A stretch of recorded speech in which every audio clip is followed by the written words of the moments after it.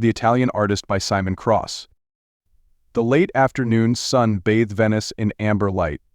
As Isabella Romano adjusted her easel along the Grand Canal in the spring of 1892, salt-laden breeze carried the sweet perfume of distant jasmine gardens, while gondolas glided past with a rhythmic swoosh against the water. At 28, Isabella had finally achieved her dream of studying art in the city of light and water, though the path here had been far from what she'd imagined.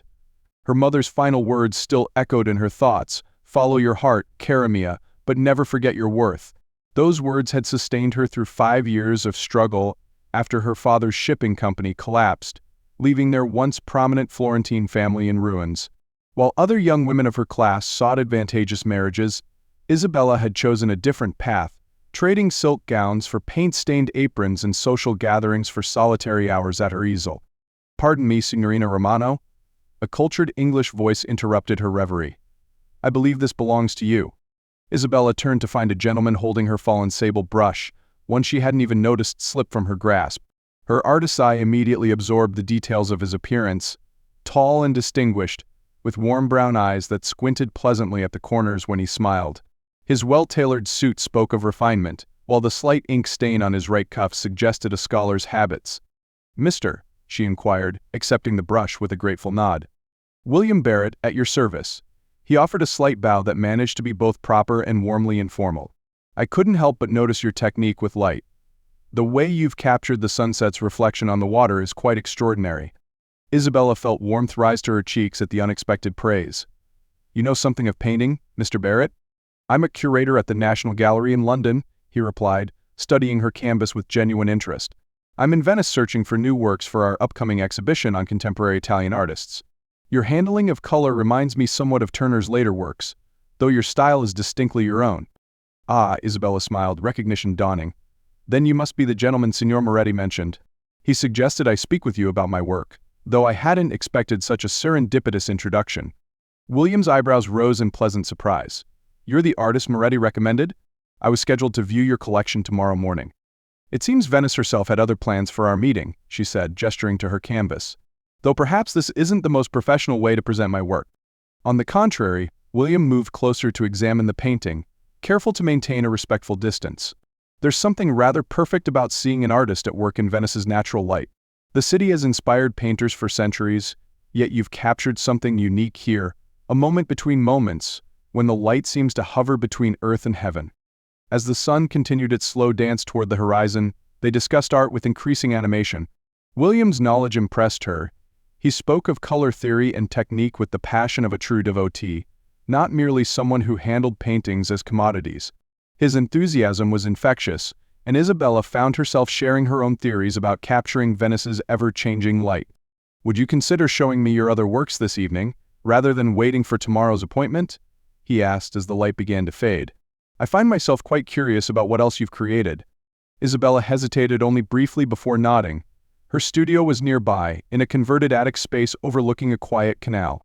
As they walked, William spoke of his work at the National Gallery, his passion for discovering new artists, and his belief that art should be accessible to everyone, not just the wealthy elite.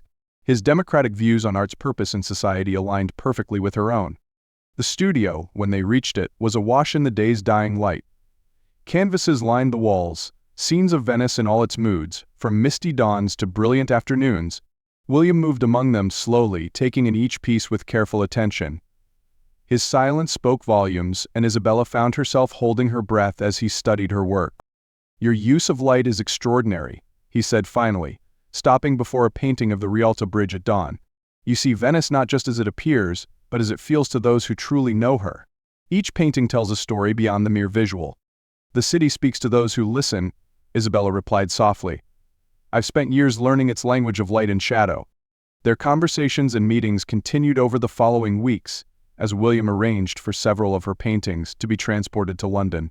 He would find her at different spots throughout Venice, watching her work, discussing art and life as the city's light changed around them. Each encounter deepened their connection, building a bridge between their worlds through shared passion and understanding.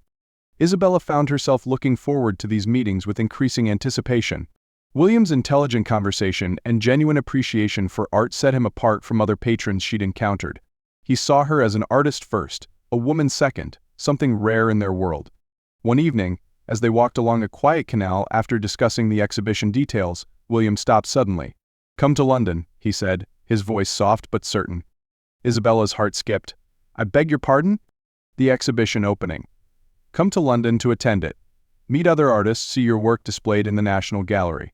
He gently took her hand, his touch sending warmth through her entire being. "Let London see the artist who captures Venice's soul so beautifully." "William, She looked down at their joined hands, feeling the propriety of a lifetime warring with the longings of her heart.